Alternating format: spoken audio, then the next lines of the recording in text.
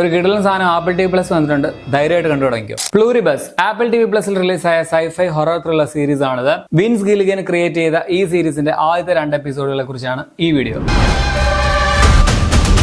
ലോകം മുഴുവൻ ഒറ്റയടിക്ക് ഒരു വൈറസ് സ്പ്രെഡ് ആവുന്നതിന്റെ കഥയാണ് ഈ സീരീസ് പറയുന്നതെന്ന് വേണമെങ്കിൽ ഒറ്റവാക്കി പറയാം. എന്റെ ഏറ്റവും ഫേവറേറ്റ് ആയിട്ടുള്ള, എന്റെ മാത്രമല്ല മിക്ക ആൾക്കാരുടെയും ഫേവറേറ്റ് ആയിട്ടുള്ള സീരീസുകളിൽ ഒന്നായ ബ്രേക്കിംഗ് ബാഡിന്റെ ക്രിയേറ്റേഴ്സിൽ ഒരാളായ, അതുപോലെ തന്നെ ബെറ്റർ കോൾ സോളിന്റെയും ക്രിയേറ്റേഴ്സിൽ ഒരാളായ വിൻസ് ഗില്ലിഗൻ ആണ് ഇതിന്റെയും സൃഷ്ടാവ്. അതാണ് ഈ സീരീസിലേക്ക് എല്ലാവരെയും ഒരേപോലെ ആകർഷിക്കാൻ കാരണമെന്ന് തോന്നുന്നു. പിന്നെ ആപ്പിൾ TV Plusലെ കണ്ടന്റുകൾക്ക് ഒരു മിനിമം നിലവാരം എപ്പോഴും ഉണ്ടായിരിക്കും. അതും ഇതിന്റെ ഒരു പോസിറ്റീവ് ഘടകമാണ്. എന്നാൽ ഈ ഹൈപ്പിനൊക്കെ അനുസരിച്ച് തന്നെ പറയുന്ന പ്രമേയം കൊണ്ട് ഞെട്ടിപ്പിക്കുന്ന ഒരു ഐറ്റം തന്നെയാണ് അവർ സമ്മാനിച്ചേക്കുന്നതും. സോ ഒന്നും നോക്കണ്ട, ധൈര്യമായിട്ട് കണ്ടു തുടങ്ങിയോ, നിങ്ങൾ ഞെട്ടും. അതിനുള്ള മരുന്ന് ഇതിലുണ്ട്. ഇനി ഞാൻ പറയുന്നതിൽ ഇപ്പോൾ റിലീസ് ആയിട്ടുള്ള ആദ്യത്തെ 2 എപ്പിസോഡിൽ നിന്നുള്ള ചെറിയ സ്പോയിലേഴ്സ് ഉണ്ടാവാനുള്ള സാധ്യതയുണ്ട്, അത് ഓർക്കുക. ഇത് കണ്ടുകൊണ്ടിരുന്നപ്പോൾ എനിക്ക് തോന്നിയത് വാട്ട് ദ ഫക്ക്, എന്തൊരു ചിന്തയാണ് ഇതിന്റെ എന്നാണ്. ആർക്കാണ് ഇങ്ങനെയൊക്കെ ചിന്തിക്കാൻ തോന്നുന്നത്? ഇതൊക്കെ കണ്ട് നമ്മുടെ കിളി ആദ്യം തന്നെ അങ്ങ് പോകും ഫസ്റ്റ് എപ്പിസോഡിൽ തന്നെ. എങ്ങനെയാന്ന് വെച്ചാൽ പെട്ടെന്ന് ഒരു ദിവസം ഈ ലോകത്തുള്ള എല്ലാവരെയും ഒരു വൈറസ് ബാധിക്കുകയാണ്. ഞാൻ പറഞ്ഞ പോലെ DNA ഒരാളിൽ നിന്ന് മറ്റൊരാളിലേക്ക് അവർ തന്നെ പിന്നീട് ഇത് പകർത്തുകയും ചെയ്യുകയാണ്. കാര്യം എന്താ? എല്ലാവർക്കും എല്ലാം അറിയാം. ഇപ്പൊ ഒരാളോട് ഒരു കാര്യം പറഞ്ഞാൽ എല്ലാവരും കേൾക്കും,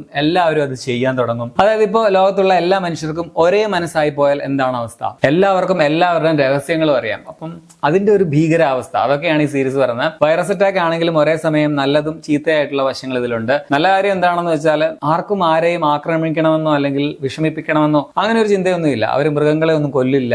എല്ലാവരും ഹാപ്പിയാണ്, കളങ്കമില്ലാത്ത മനസ്സെന്ന് പറയാം. ഒരു ജോലിക്ക് വേണ്ടി എല്ലാവരും ഒരുപോലെ ഒരേ മനസ്സോടെ പ്രവർത്തിക്കുകയൊക്കെ ചെയ്യും. ഇപ്പൊ കേൾക്കുമ്പോൾ വളരെ നല്ലതായിട്ടൊക്കെ നമുക്ക് തോന്നുമെങ്കിലും അതിന് വലിയൊരു മോശം വശം കൂടിയുണ്ട്. ആർക്കും ഒരു വ്യക്തിത്വവും ഇല്ല. അതാണ് ഭീകരാവസ്ഥ. പിന്നെ കഥ കോംപ്ലിക്കേറ്റഡ് ആക്കാൻ വേണ്ടി കുറച്ച് മനുഷ്യർ ഇതിനിടയ്ക്ക് മാറ്റമൊന്നും ഇല്ലാതെ ഇതൊന്നും ബാധിക്കാതെ തുടരുകയാണ്. അങ്ങനെ ഒരാളാണ് ഇതിലെ നായിക. സോ അന്യായമായി ഈ തോട്ട്, അതാണ് ഇതിന്റെ മെയിൻ പോസിറ്റീവ്. സത്യം പറഞ്ഞാൽ ഇതിന്റെ പോസിറ്റീവ് വശമാണ് ചിന്തയ്ക്കുള്ള വക കൂടുതൽ നൽകുന്നതായിട്ട് തോന്നിയത്. ഇതിലിപ്പോ നോർമൽ ആയിട്ടുള്ള നായികയെ പോലെ ബാധിക്കാത്ത സാധാരണ മനുഷ്യർ, അതായത് നമ്മളെ പോലുള്ളവർ, അവരുടെ സ്വാർത്ഥത, അവരുടെ ദേഷ്യം, ദയയില്ലായ്മ, മനുഷ്യത്വമില്ലായ്മ, സഹജീവികളോട് കരുണയില്ലായ്മ, ഇതൊക്കെയാണ് ഈ ലോകം മുഴുവൻ നശിപ്പിക്കുന്നത്, അല്ലെങ്കിൽ ഈ ലോകത്തെ ഇത്രയും മോശമാക്കുന്നത് എന്നുള്ള ആ ഒരു ചിന്ത, അത് മറ്റൊരു വിധത്തിൽ പറഞ്ഞിരിക്കുകയാണ് ഈ കഥയിലൂടെ. മനുഷ്യർ ഈ ലോകം അർഹിക്കുന്നില്ല എന്നൊക്കെ ചിലർ പറയാറില്ലേ, അത് ഇതിന്റെ മറ്റേ വശത്തിൽ കാണിക്കുന്നുണ്ട്. സോ ഇതിൽ പല സമയങ്ങളിൽ നോക്കുമ്പോൾ അബ്നോർമൽ ആയിട്ടുള്ള വൈറസ് ബാധ ഏറ്റ ബാക്കിയുള്ള കഥാപാത്രങ്ങളാണ് കൂടുതൽ ശരിയെന്ന് തോന്നും. നമുക്കിതിലെ നായികയോട് ചിലപ്പോൾ അതുപോലെ തന്നെ നല്ല ദേഷ്യവും തോന്നും. സോ ആരാണ് നോർമൽ ആവേണ്ടത്, അല്ലെങ്കിൽ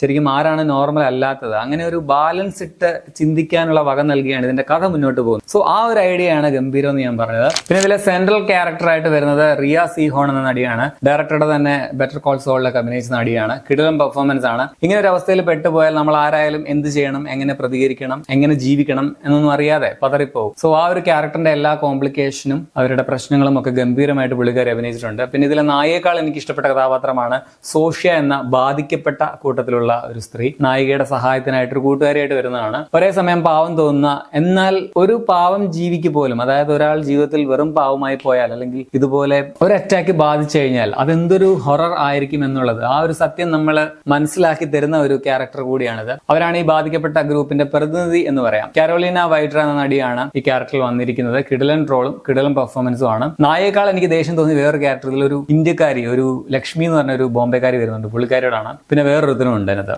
ടെക്നിക്കലി സീരീസ് ബ്രില്യന്റ് ആണ്. ക്യാമറ, എഡിറ്റിംഗ്, ബാക്ക്ഗ്രൗണ്ട് സ്കോർ എല്ലാം പെർഫെക്റ്റ് ആണ്. ഇതെല്ലാം സ്റ്റുഡിയോയിലും സെറ്റിട്ട് ഷൂട്ട് ചെയ്തതാണെങ്കിലും, അതല്ല ഇനി VFX ആണെങ്കിലും അന്യ പ്രൊഡക്ഷൻ ഡിസൈൻ ആണ് കേട്ടോ. ഇപ്പൊ ഇതിലെ സോഷ്യയുടെ ഒരു ഇൻട്രോ സീൻ കാണിക്കുന്നുണ്ട്. പുള്ളിക്കാരി ഒരു സ്കൂട്ടറിൽ ഇങ്ങനെ വന്നിട്ട് പോകുന്നത് അത് കിടുവായിരുന്നു. അങ്ങനെ ഒന്നൊന്നും പറയാൻ പറ്റില്ല, എല്ലാ സീനും വ്യത്യസ്തമാണ്. സോ അസാധാരണമായിട്ടുള്ള പ്ലോട്ടും അസാധാരണമായിട്ടുള്ള രംഗങ്ങളും ഒക്കെയാണ് ഇതിലുള്ളത്. തുടങ്ങിയ ആദ്യത്തെ ഒരു 10-15 മിനിറ്റ് എന്താ നടക്കുന്നത് നമുക്ക് കൃത്യമായിട്ട് മനസ്സിലാവില്ല. അപ്പോഴത്തെ ഡയലോഗ്സ് അടക്കം എല്ലാം ഏതോ ഒരു സയൻസ് ക്ലാസ്സിലൊക്കെ ചെന്നിരിക്കുന്ന പോലെ ഫീൽ ചെയ്യും. കുറച്ച് കട്ടിയാണ് നമ്മുടെ തലയിൽ കയറാനായിട്ട്. എന്ന് വെച്ച് നിങ്ങൾ അതുകൊണ്ട് സ്റ്റോപ്പ് ചെയ്തിട്ട് പോകരുത്. ആദ്യത്തെ ഒരു 10-15 മിനിറ്റ് കഴിഞ്ഞാൽ പിന്നെ സംഭവം വേറെ ലെവലായിട്ട് മാറുന്നുണ്ട്. പിന്നെ നമുക്ക് കുറച്ച് സംശയങ്ങളൊക്കെ തോന്നും, എന്താണ് എങ്ങനെയാണ് നടക്കുന്നത് എന്നൊക്കെ കുറിച്ച്. അതൊക്കെ വരുന്ന എപ്പിസോഡുകളിലെല്ലാം ക്ലിയർ ആകും എന്ന് വിചാരിക്കുന്നു. സോ മൊത്തത്തിൽ തുടക്കം ഗംഭീരമാണ്. ഇനി വരുന്ന മറ്റ് എപ്പിസോഡുകളിലും ആ ഒരു നിലവാരം പുലർത്തും എന്ന് പ്രതീക്ഷിക്കാം. അങ്ങനെയാണെങ്കിൽ ഇത് വേറെ ലെവൽ ഐറ്റമായി മാറും. എല്ലാ വെള്ളിയാഴ്ചയും ഓരോ എപ്പിസോഡ് വെച്ച് ഇത് റിലീസ് ആവും. ഡിസംബർ 26-നായിരിക്കും മൊത്തം എല്ലാം തീരുന്നത്. എന്തായാലും കണ്ടറിയാം.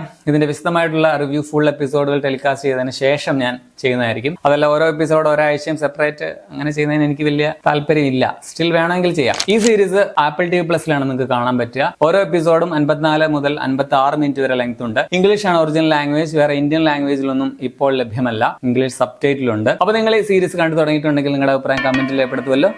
ശരിയാണ്.